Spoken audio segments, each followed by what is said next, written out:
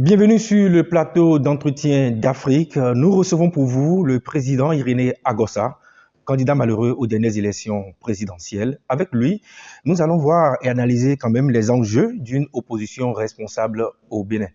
Monsieur le Président, bonsoir et merci de nous recevoir. Merci. Bonsoir à vous et je profite aussi pour saluer les téléspectatrices et téléspectateurs pour la première fois sur de votre télévision. Merci beaucoup. Comme d'habitude, je suis accompagné de Aboubacar Takou, journaliste au Béninois Libéré Télévision. Monsieur Aboubacar Takou, merci de la confiance renouvelée. Merci, cher confrère. Merci, Monsieur le Président. Sans plus tarder, alors, je vais poser ma première question au Président. Monsieur Agossa, vous sortez d'une élection au cours de laquelle votre prestation n'a pas été du tout de votre rêve. Vous avez eu sensiblement autour de 2%. Est-ce que vous pouvez nous donner les raisons de ce qu'on peut appeler débâcle? Est-ce qu'on peut appeler ça débâcle? Parce que nous avons eu 2, et quelques pourcents. Bien sûr que pour d'autres, on pouvait appeler ça débâcle si on voit les chiffres. Ben, en voyant ce qui s'est passé, la qualité même de la campagne, nous sommes plus ou moins satisfaits. Nous autres, nous avons fait la meilleure campagne d'ailleurs. Nous avons eu le meilleur thème de campagne et nous avons montré aux populations que, en fait, Talon n'est pas un monstre politique et qu'on peut bien sûr porter atteinte à cet homme à travers les urnes. On peut modifier les choses à travers les urnes. Donc, il n'y a pas eu de débâcle chez nous. Nous avons eu un résultat que les gens ne considèrent pratiquement pas aujourd'hui, d'autant plus que les 86,4%, ce résultat stalinien apporte bien sûr un discrédit total sur les élections. Donc, le problème qui se pose, c'est un autre problème par rapport à cette élection.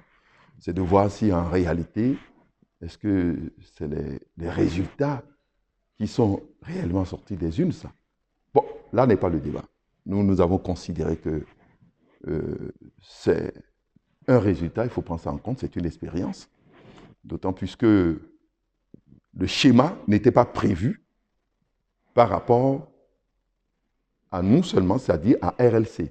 Le schéma était prévu par rapport aux démocrates. Donc, ce n'est pas la faute, bien sûr, des autres.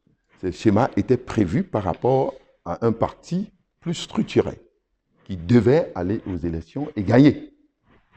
Mais malheureusement, les autres camarades n'ont pas compris.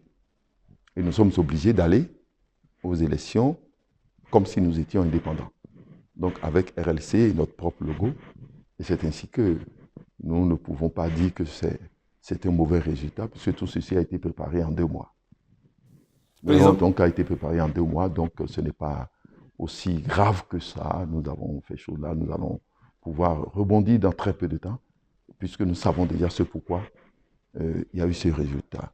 Président, en apprenant que vous êtes candidat à une élection, vos anciens amis, parce que vous êtes un pétrolier, il faut le reconnaître, vous avez été directeur de la société béninoise de gestion du pétrole, à savoir la Sonacop. Donc vos amis de l'extérieur, on a eu à l'apprendre, voudraient vous aider, mais il paraît que le régime en place a tellement verrouillé les choses pour que ces adversaires n'aient pas accès à de la liquidité, si bien que vous n'avez pas pu obtenir les aides escomptées et ça peut justifier certaines manœuvres dans la campagne. Vous n'avez pas pu manœuvrer comme vous l'aurez souhaité. Et ce serait le fait du pouvoir en place. Est-ce que vous confirmez cette information? En réalité, ce n'est pas cela. Il ne faut pas dire ça dans ce sens. Il faut dire les réalités pour que les gens se comprennent. Nous n'avons pas reçu les aides comme cela se doit parce que simplement le schéma initial n'a pas été respecté. On n'apporte pas des aides à n'importe qui.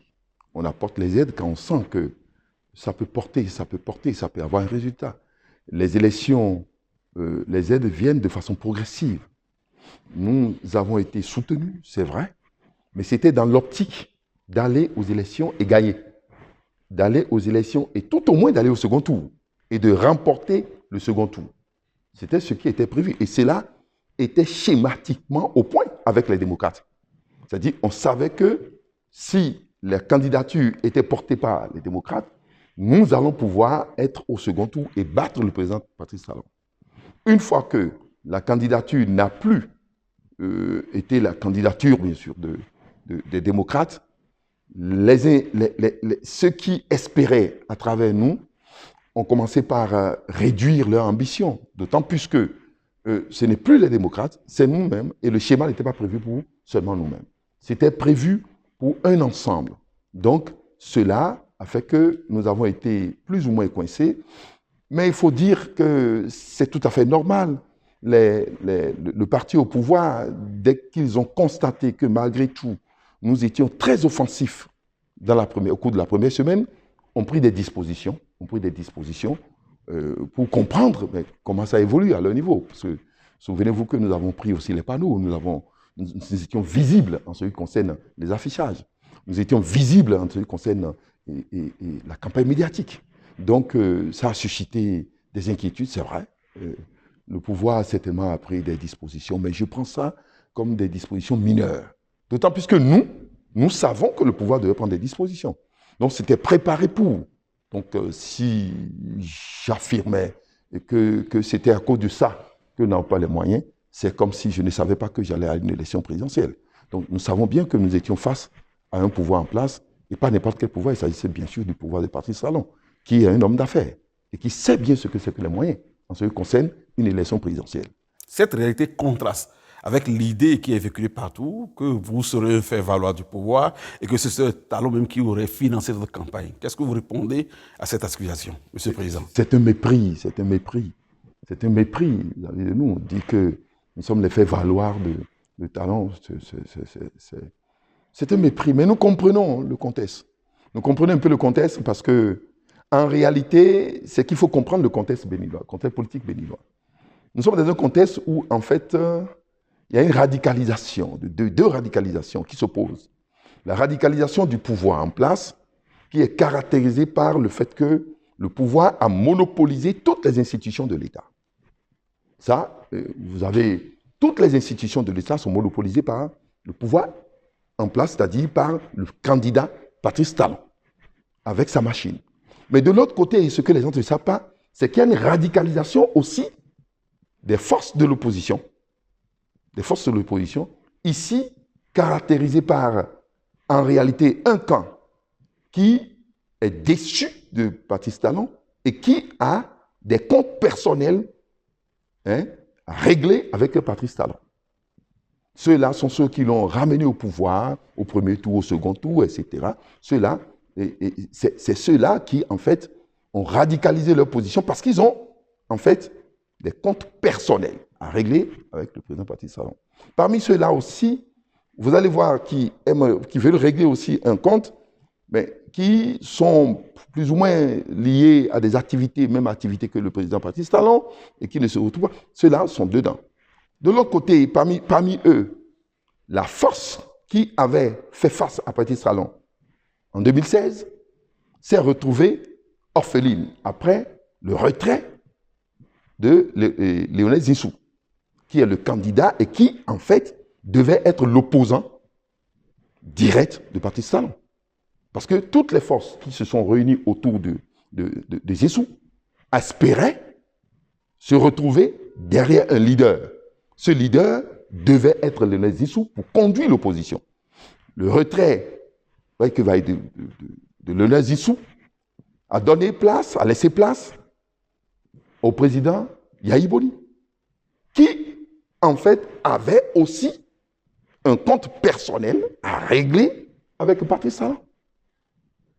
Donc, vous voyez que cette radicalisation de l'opposition se tourne autour des personnalités et non d'un idéal, et non d'une vision. Et ces deux radicalisations vivent l'un de l'autre. C'est-à-dire que l'une de l'autre, si vous voyez, les autres tiennent parce que Patrice Talon est là. Patrice Talon tient parce qu'eux-mêmes sont là. Et du coup, les aspirations du peuple, les besoins du peuple ne sont pas pris en compte dans ce combat. Et quand vous êtes d'un camp ou de l'autre, et que vous ne dépendez pas de ces deux systèmes, l'autre vous accuse que vous êtes en train de trahir, vous êtes un traître, vous avez infiltré pour aller faire l'opposition, et l'opposition vous accuse pour dire que, voilà aussi, vous-même vous êtes un traître, etc. Vous êtes parti vers Patrice Talon. Donc, le débat a été personnalisé. Personnalisé, parce que le tort que nous avons commis, nous, c'est juste ne pas être parrainé par Yaya Boni. C'est fini, il faut dire la chose de façon claire. Si nous étions parrainés par Yaya Boni, il n'y a pas de débat. On ne va pas nous dire qu'il y a eu trahison, etc. Nous avons reçu le parrainage que tout le monde cherchait. Donc, et si c'était celle que lui l'a désignée et qui avait reçu le parrainage, personne ne dira qu'il y a trahison. Étant donné même que celle-là n'était pas aussi connue que moi, par exemple, au sein du parti. Mais puisque c'était celle-là qui a reçu l'option de cette radicalisation qui, en fait, est basée sur un problème de règlement, de compte personnel entre cette personnalité et le chef de l'État, mais personne n'a trouvé quelque chose d'anormal. Oui, donc, c'est pour vous dire qu'en réalité, il n'y a pas une histoire de faire valoir. Et ils se sont trompés. Permettez-moi, ils se sont trompés. Quand ils disaient que, en fait, nous sommes des faits valoir, c'est eux qui ont rendu le président Patrice Talon imbattable. Parce que je suis de leur camp. Vous étiez quand même sûr déjà des résultats, apparemment. Non. Vous saviez que vous n'allez pas remporter cette élection? Non, pas du tout, c'est pas ça. C'est simplement ceci. Nous pouvons même remporter. C'est pourquoi je vous dis que les résultats, c'est pas ça le problème. C'est-à-dire que le président Patrice Talon n'est pas une forteresse imprenable. Et il n'y en a même pas. Il n'y a que des citadelles mal attaquées. Quelles sont les théorisations? Le président Patrice Talon a peur des élections. S'il a une force, c'est dans les autres aspects. Mais pour les élections, le président Patrice Talon a peur. Il sait que c'est là où on peut le battre.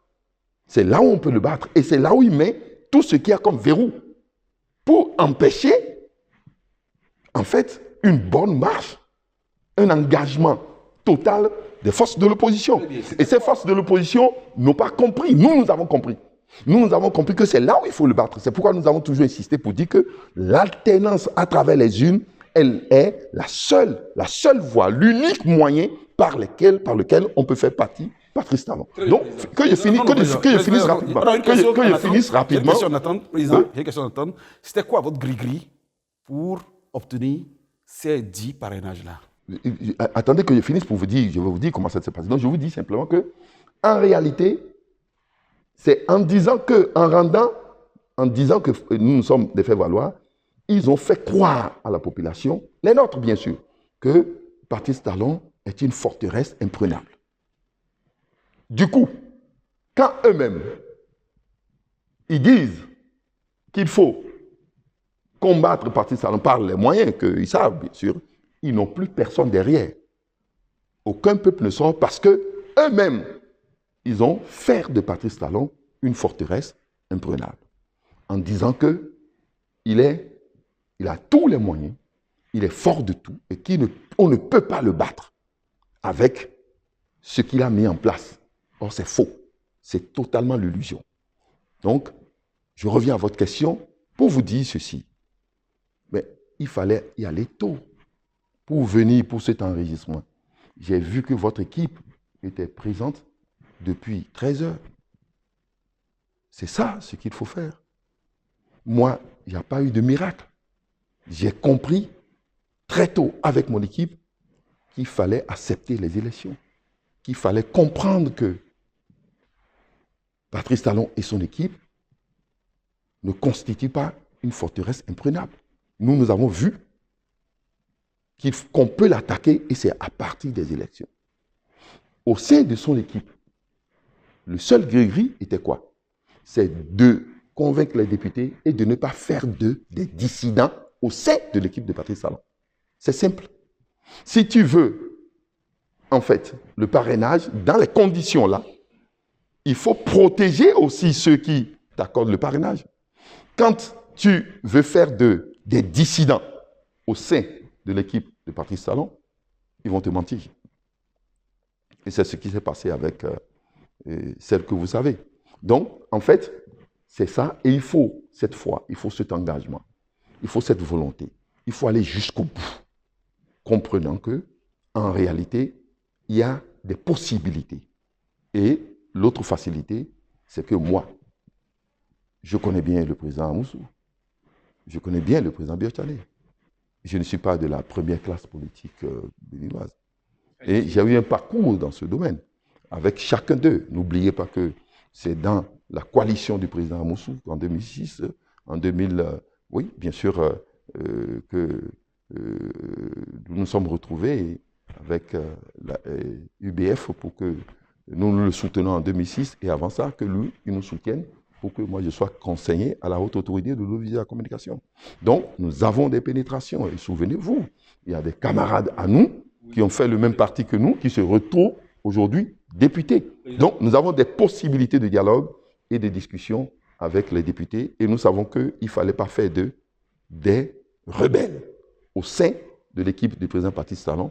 Donc, il fallait comprendre que ceux-là peuvent nous soutenir et que nous allons pouvoir mener le combat sur le terrain et montrer que nous sommes capables de le battre. Je vous disais que le combat de la restauration de la confiance, est-ce que vous pensez véritablement que cela a pris? Oui, ce combat a pris. Nous savons que ce combat a totalement pris. La restauration de la confiance, ce combat a pris. Ce combat a d'autant plus pris qu'aujourd'hui, nous allons aboutir à la mise en place d'un parti politique.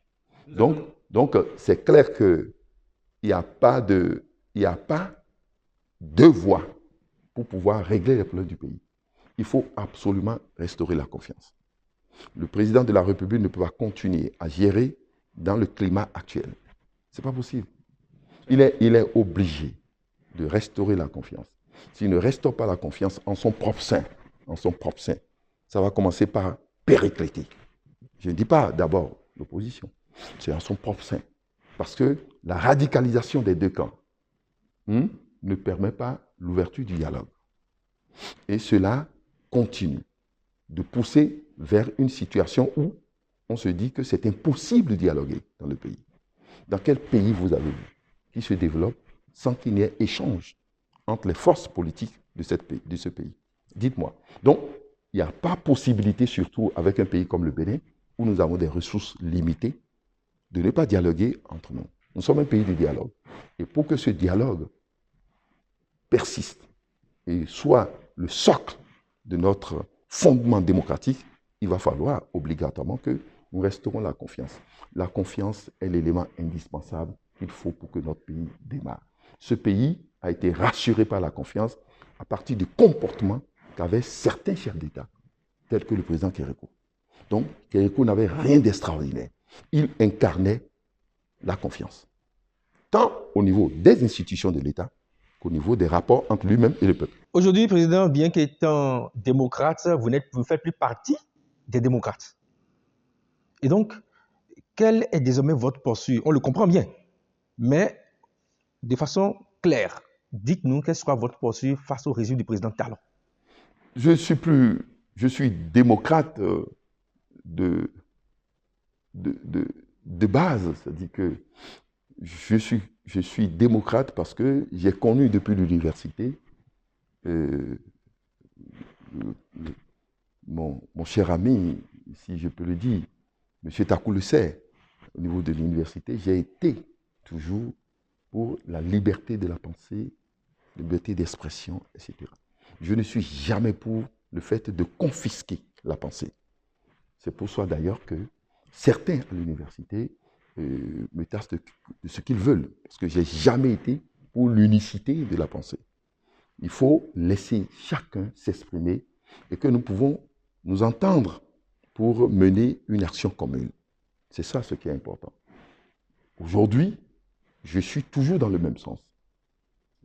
Mais l'organisation politique des démocrates ne convient plus avec mes aspirations. Je ne les vois plus dans le sens de la démocratie réelle. Vous leur reprochez quoi concrètement? Je leur reproche le fait, qu'ils aient pris au cours de cette élection présidentielle la contradiction secondaire pour une contradiction principale. Expliquez-vous. La contradiction secondaire, c'est celle qui nous divise sur les petites incompréhensions entre nous. On ne peut pas considérer cette contradiction en contradiction principale, c'est-à-dire celle qui doit prévaloir au cours de la campagne, c'est-à-dire lutter contre Agossa, mais lutter contre le duo Kowe-Agossa. C'est ce qu'ils ont fait. Et ils ont laissé la contradiction principale, c'est-à-dire le départ du président Talon, l'alternance au pouvoir, ils l'ont laissé, et le président est revenu pour 5 ans, et il continue de planifier. Vous confirmez que c'est toujours une question aussi d'argent? Non, ce n'est pas question d'argent, c'est une question stratégique qui n'a pas été respectée. Il paraît que la candidate avait une certaine capacité. Je vous dis financière. Que c'était une question stratégique qui n'a pas été respectée. Si la candidate n'a pas pu, moi j'avais le parrainage, je l'ai confirmé partout que j'avais le parrainage, parce que j'avais commencé très tôt. On pouvait discuter. Moi, aujourd'hui, au cours de cette campagne, j'ai été colissier. Qu'est-ce qui vous disait que je n'étais pas colissier de Rekia? Elle serait déjà candidate. C'est simple. C'est aussi simple. Dites-leur. C'est pourquoi je dis qu'il faut une clarification. Dites-leur. C'est une mauvaise stratégie. Fondée sur une conception, je ne sais quoi. Qui était à la base de sur tout ça? Une conception vulgaire de la chose politique. Qui était à la base de ça? C'est-à-dire qu'une conception totalement vulgaire de la chose politique, c'est ça qui nous a amenés là. Parce que je peux vous dire que, en réalité, c'est ça que je leur reproche pour dire qu'ils n'ont pas été démocrates, parce qu'on ne peut pas combattre le mépris, la haine, la méchanceté. Pas la haine, le mépris et la méchanceté. Quand vous avez tout cet ensemble en face, vous allez combattre cela par l'amour. Et quand vous avez une dictature en face, vous combattez cela par la démocratie. C'est qu'au sein de ce parti, il n'y a rien qu'on puisse appeler démocratie. Malheureusement.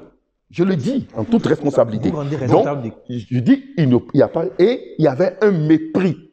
Ce qui a fait qu'ils n'ont pas, nous n'étions pas les élections, c'est qu'ils m'ont méprisé. Il faut le dire. Ils m'ont méprisé. Ils m'ont méprisé. C'est un ensemble, y compris du président d'honneur jusqu'à toutes les. Ils m'ont méprisé. Je le dis. Et je le dis en face du monde qui n'a pas compris en réalité que ce n'était pas une structure démocratique. C'était une structure fondée sur la valeur charismatique d'un homme et qui a un compte personnel à régler avec le chef de l'État. Ça, donc, je vous le dis. Mais après ça, puisque j'ai compris, tout le monde comprend maintenant, et c'est ça le fondement de notre échec. Si nous étions ensemble, nous serons au second tour. Si nous sommes au second tour, nous allons battre le président Patrice Talon. Maintenant. Donc, et si nous n'étions même pas au second tour, vous voyez, le pire des cas, nous allons battre, le pire des cas, même si nous battions KO, on serait supérieur au pourcentage du duo Djemba-Paul Vumpé.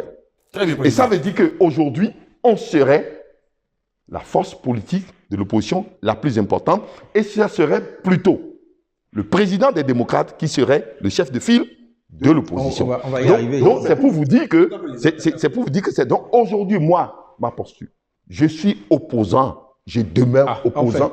Je demeure opposant au président Patrice Talon. Mais je ne suis pas opposant dans le cadre, bien sûr, de ces radicalisations. Je suis opposant en ayant un programme, une vision, une démarche cartésienne face à la gouvernance du président Patrice Talon. Donc, nous avnous tout ce que nous faisons. Je suis opposant aujourd'hui, opposant en étant dans ma logique et précisant ceci, que rien ne peut se passer dans la violence. Tout ce qui va se passer pour que ça marche dans ce pays, c'est à travers les urnes. Et c'est ce que Patrice Talon n'aime pas, c'est là sa faiblesse. J'ai une question pour vous. Ce qui s'est passé récemment relève maintenant du passé. Pour l'avenir, vous qui êtes opposant et qui comptez animer l'opposition contre Patrice Talon, quelles sont vos démarches pour concilier les autres qui étaient de la ligne dure afin que vous constituiez une opposition qui puisse réellement faire rêver les Béninois? Il ne s'agit plus aujourd'hui de concilier, c'est une perte de temps. C'est une perte de temps totale. Cette stratégie ne marchera pas.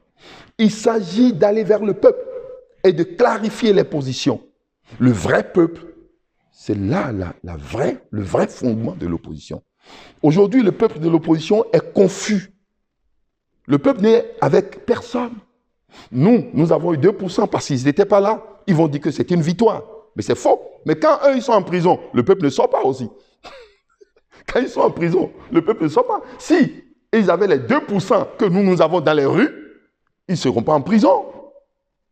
C'est pour vous dire que le peuple est confus. Le peuple ne se retrouve pas dans ces radicalisations qui sont cristallisées autour des personnes.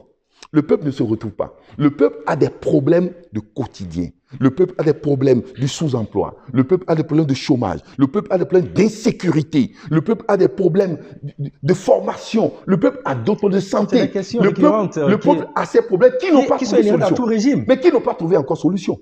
Qui n'ont pas encore trouvé solution, malheureusement. Vous avez participé à ces régimes également. Je n'ai pas été ministre. Je n'ai pas été ministre. Il faut aller poser la question. Il faut parler à Koupaki, qui a été ministre des Finances, etc. C'est eux. Vous avez mal choisi votre cible, ce n'est pas moi. Allez poser la question à ceux qui ont été ministres et qui ont géré, directeurs de société. C'est ça qui prend une décision? Pas du tout. Laissez. Ce n'est pas ça. Donc, je vous dis simplement, allez poser la question à ceux-là.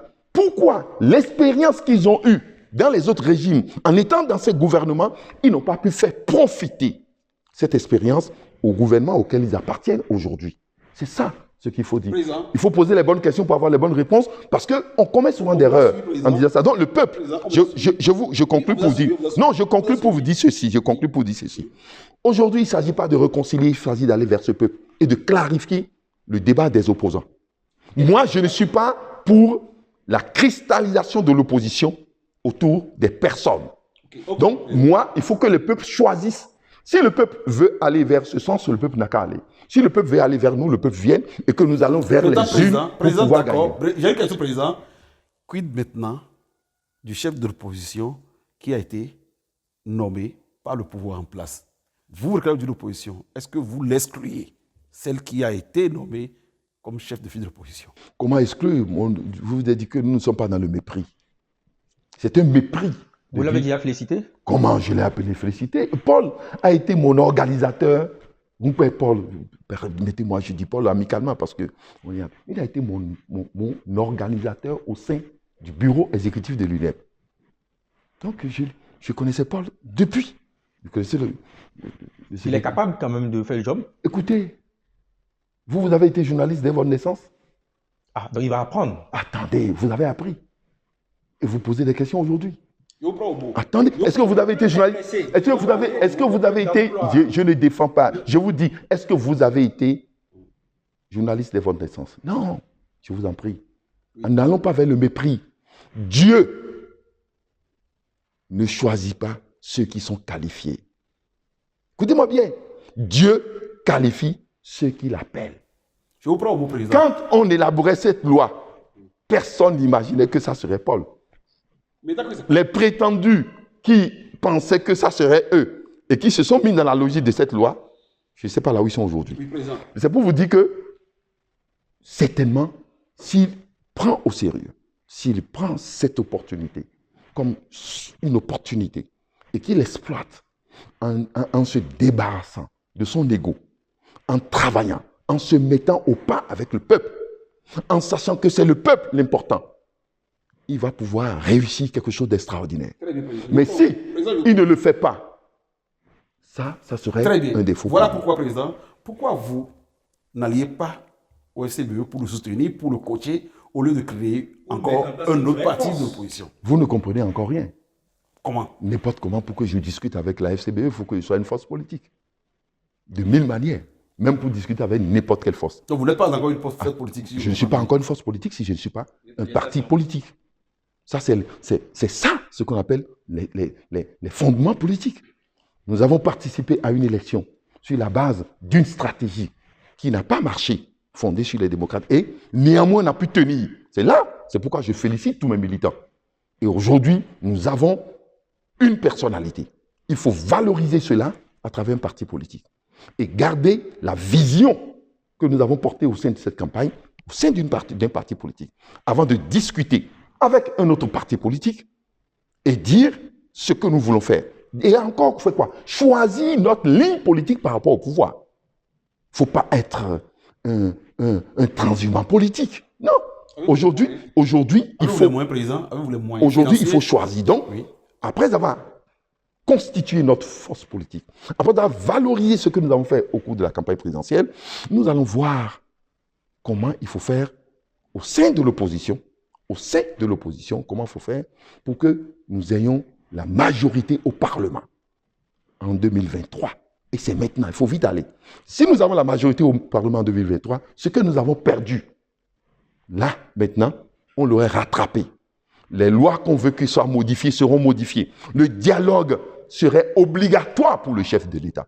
Le chef de l'État aime quelque chose, c'est le rapport des forces. Si il se sent en difficulté dans les rapports de force, je connais parfaitement Patrice Talon. C'est un fin négociateur. Il va discuter. Mais dès qu'il est fort,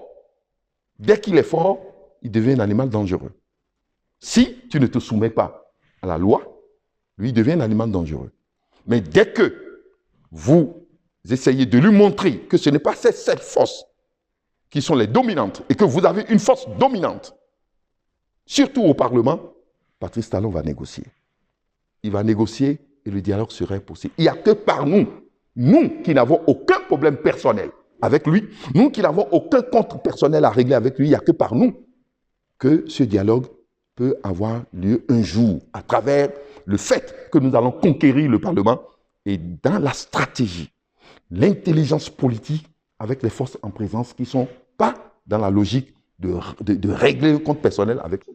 Président, on vous le souhaite vivement, mais des nationalistes, vous avez déjà intégré les démocrates, ça n'a pas prospéré. Aujourd'hui, vous êtes en phase de créer encore un parti politique et pour certainement aller en discussion avec les FCBE.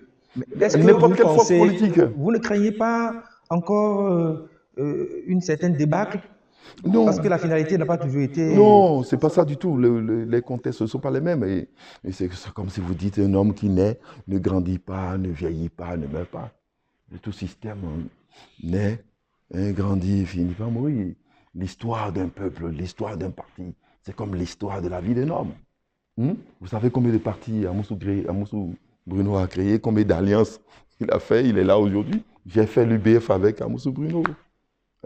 Le PSD, il a fait AND, il a fait ADP. Donc écoutez, tout ça, c'est des parcours politiques qui sont liés à des circonstances, à des contextes. C'est vrai qu'aller dans un milieu, etc., s'intégrer, pour que ça marche, il faut plusieurs critères, etc. Ça n'a pas pris, la greffe n'a pas pris à certains niveaux, c'est pas grave. Mais cela ne veut pas dire qu'il ne faut pas tenter. Cela ne veut pas dire absolument que nous voulons discuter avec la FCBE, etc. Mais je vous dis qu'avant de discuter, si possible, il faut que nous soyons une force politique. Et qu'il ne faut pas exclure la discussion. Il ne faut pas exclure la discussion quand vous êtes dans un contexte politique où vous êtes tous de la même nature. Ils disent qu'ils sont de l'opposition. Donc, il va falloir que nous convergeons tous vers l'objectif qui consiste à voir un jour le système Talon quitter le pouvoir et nous permettre, nous, de venir au pouvoir. Ça, nous pouvons tout faire pour y aller. Et je vous rassure qu'il n'y a pas de fleuve sans affluent. Il n'y a pas de fleuve sans affluent. Il n'y a pas d'affluent sans ruisseau. Il n'y a pas de ruisseau. Il n'y a pas de ruisseau sans source.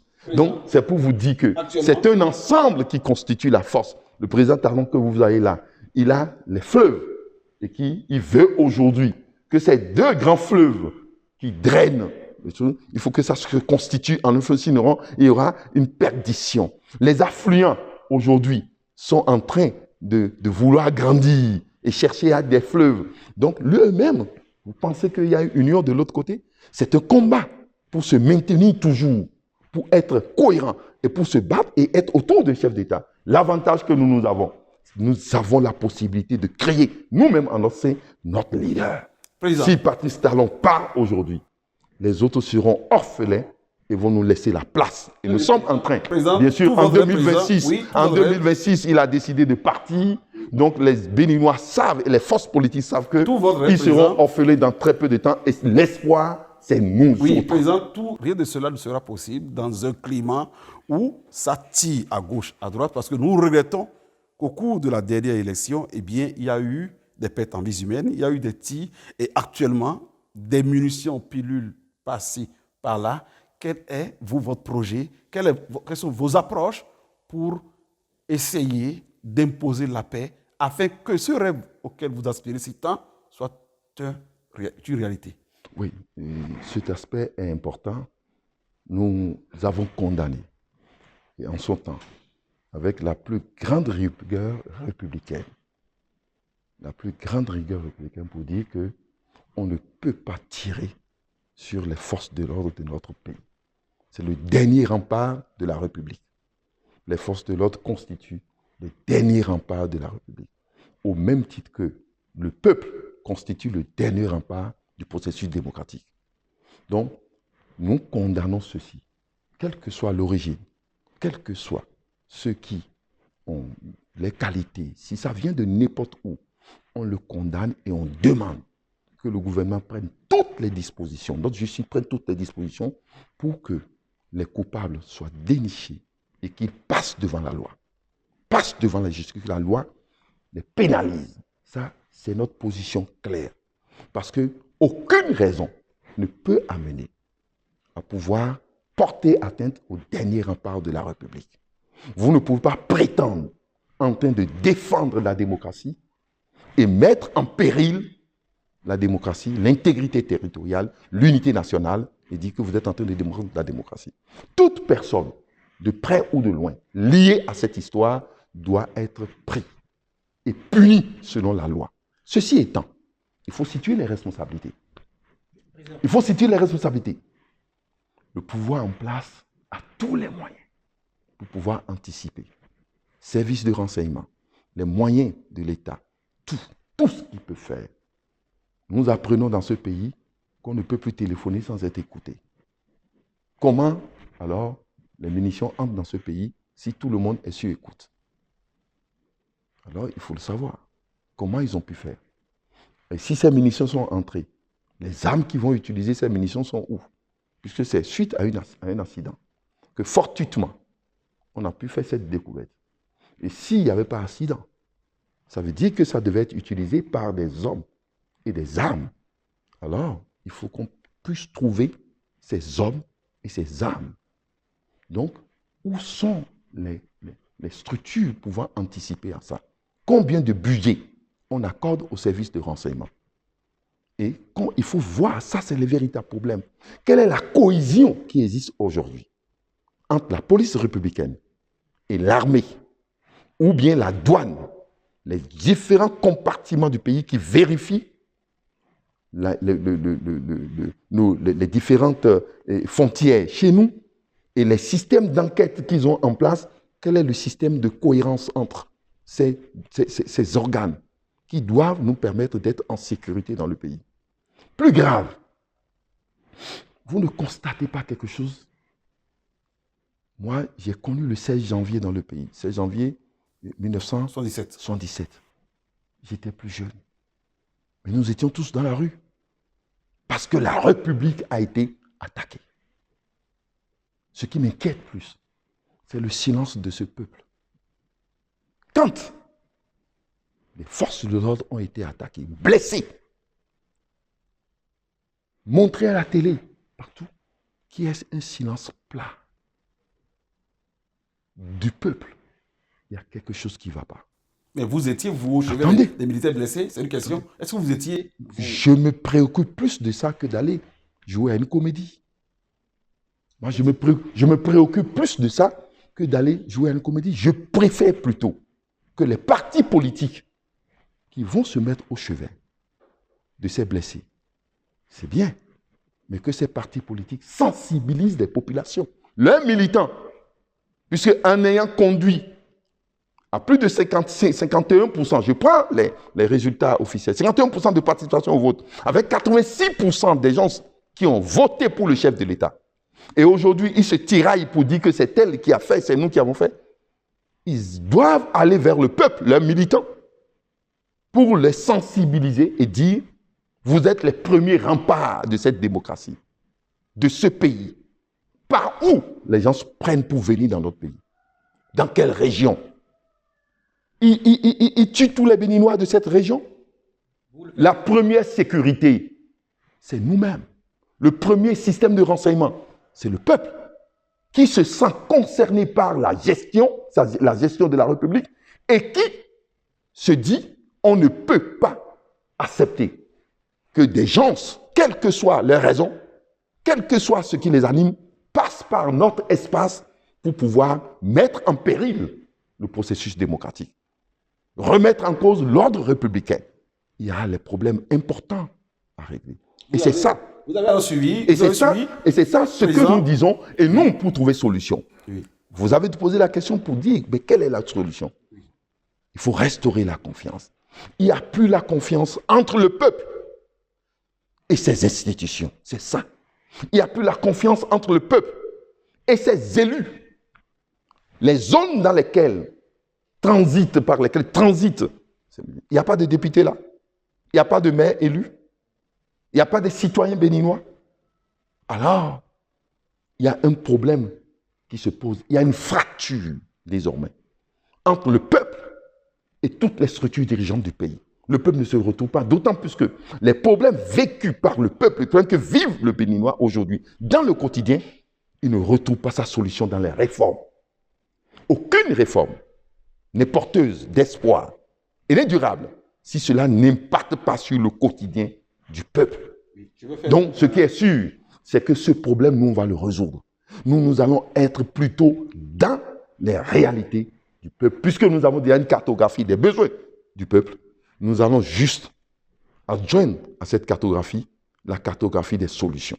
Et nous l'avons dit au cours de la campagne, nous avons mis l'accent sur la lutte contre le chômage, la lutte contre l'extrême pauvreté, la lutte pour que nous puissions avoir une source d'énergie capable de révolutionner l'agroalimentaire. Nous avons pensé à ce qu'il faut en ce qui concerne la recherche appliquée au niveau de l'université.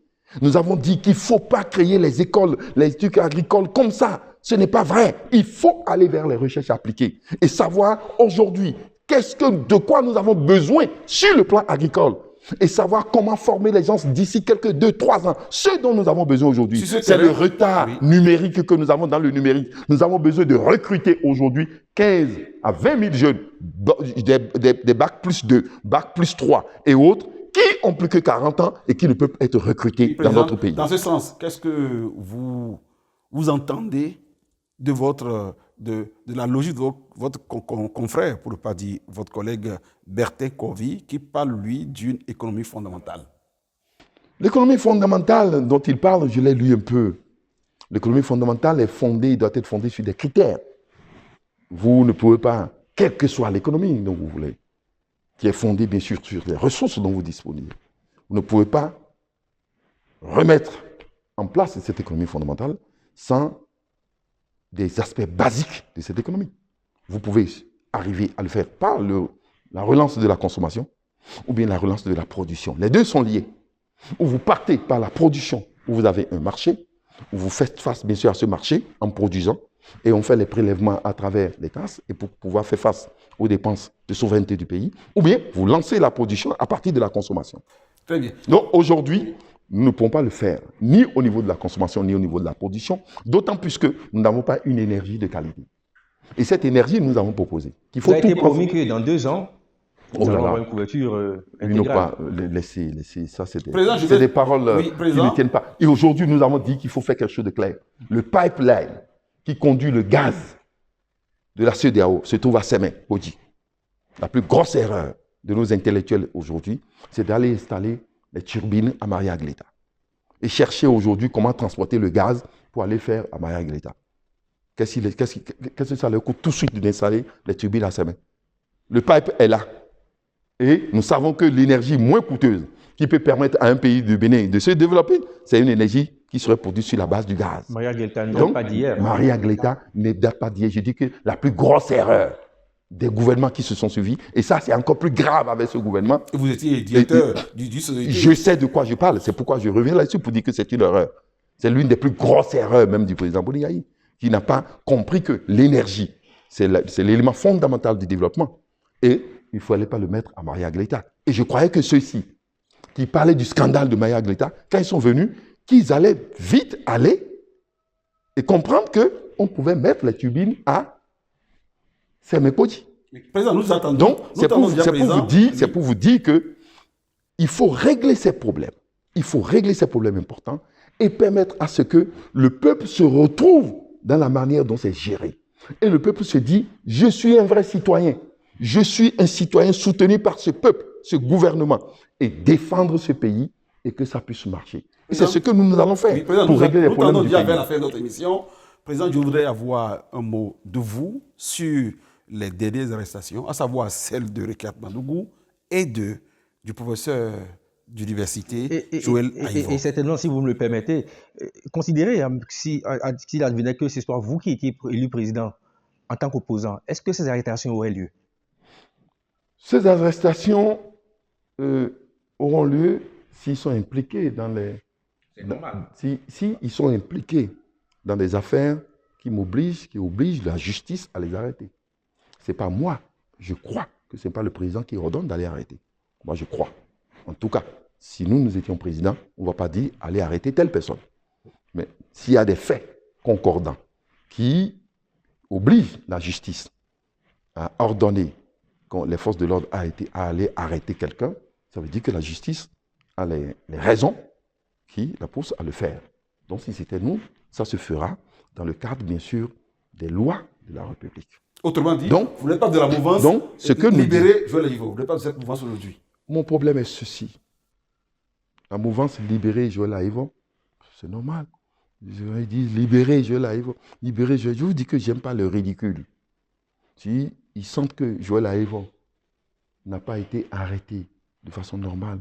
Vous avez vu comment l'opposant sénégalais a été défendu? Dites à ceux-là, on a les moyens de le faire. Ils jouent à la comédie. Écrit sur WhatsApp, libérer Aïvo, ça c'est une comédie. Je pense que si Joël comptait sur ça, il a compris maintenant qu'on ne compte pas, on ne fait pas faire ça à travers les WhatsApp. Au Sénégal, vous avez vu comment ça s'est passé. Nous demandons ceci, ce qui est clair, et c'est ça qu'on demande. On dit au gouvernement d'accélérer la procédure de justice. Il faut accélérer la procédure. Si vous avez autant de preuves pouvant vous permettre d'ordonner l'arrestation, et sur de telles accusations, les chefs d'accusation étant graves, et que vous ordonnez l'arrestation, il faut procéder aujourd'hui à une accélération de la procédure pour que le contexte se calme, pour que les gens sachent de quoi il s'agit.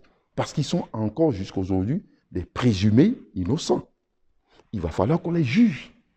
Donc, si on les empêche d'être libres, c'est parce qu'on dit que s'ils étaient libres, ils allaient compromettre les preuves. Alors, et si on arrive jusqu'à ce point, sur des gens qui ont une certaine personnalité, si vous l'évoquez, ils ne sont pas les seuls arrêtés. Mais c'est sûr, si vous parlez de ces personnalités, c'est dire qu'on a assez de preuves pour calmer la tension et il faut aller en procédure d'urgence et régler. S'il n'y a pas les moyens, il faut donner les moyens pour qu'on aille vite dans les enquêtes et qu'on juge très tôt cela devant bien sûr une justice qui inspire confiance avec des avocats qui vont défendre et s'ils sont acquittés, qu'on les acquitte. Et s'ils sont impliqués, qu'on les condamne par rapport au chef d'accusation. Président, les assises politiques dont rêve l'opposition, sont-elles possibles aujourd'hui pour donner ne serait-ce qu'une solution politique à ces arrestations? Quelle opposition? Quelle opposition? Si vous avez des comptes personnels à régler avec le chef d'État, c'est des prétextes. Si on a assise politique, vous devrez être capable d'aller négocier le parrainage. Si vous voulez discuter, vous êtes capable d'aller négocier le parrainage.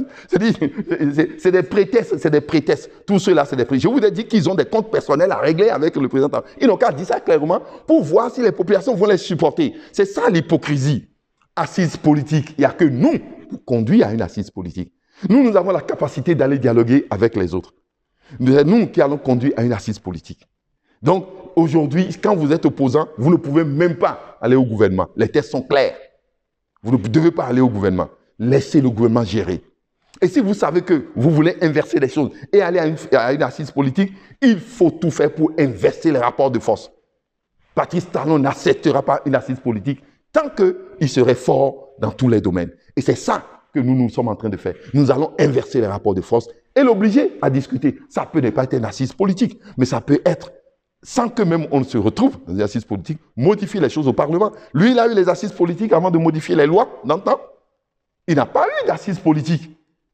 Il a juste inversé les forces et il a mis ce qu'il veut en place. Donc, nous ne pensons pas que ce soit obligatoire, que ce soit l'essentiel. Le véritable problème, c'est les rapports de force. Il faut, en 2023, rattraper ce que nous avons perdu en 2021. Monsieur le Président, nous sommes pratiquement à la fin de cet entretien. Et avant toute chose, nous allons vous demander de nous dire votre dernier mot. On vous sent quand même admiratif du chef de l'État parce que vous appréciez quand même son intelligence et ainsi de suite. Un dernier mot quand même à l'endroit des Béninois et pourquoi pas du chef de l'État. Je suis très admiratif de tout le monde, mais y compris vous. Je vous ai dit que mon secret, c'est de ne pas mépriser l'autre. On ne méprise pas. Le chef de l'État est un chef d'État, je le connais. Donc, je n'ai pas le droit de mépriser un humain comme moi. J'ai une formation spirituelle qui m'oblige à reconnaître que l'autre est âme comme moi. Donc, je ne suis pas dans ce contexte. Donc, je dois considérer n'importe qui, qu'il soit chef d'État ou pas. Je dis au chef de l'État que dans tout système, il faut observer une pause. Il faut observer une pause. Je ne vois pas dans quel système on n'observe pas une pause. Il faut qu'il observe une pause et qu'il voit les choses et qu'il écoute. Parce qu'aujourd'hui, il est dans un second mandat. Qu'il écoute plus, il n'a qu'à beaucoup écouter. Surtout écouter. Et ne jamais prendre une décision quand il est énervé. De ne jamais prendre une décision quand il est aussi trop content.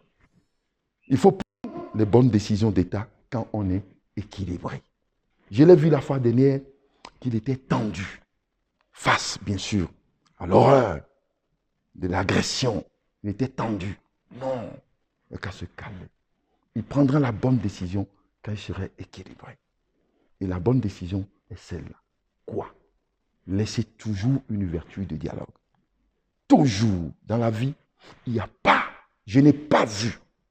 Alors, quelque chose se construit sans laisser une ouverture de dialogue. Il n'a qu'à laisser cette ouverture de dialogue.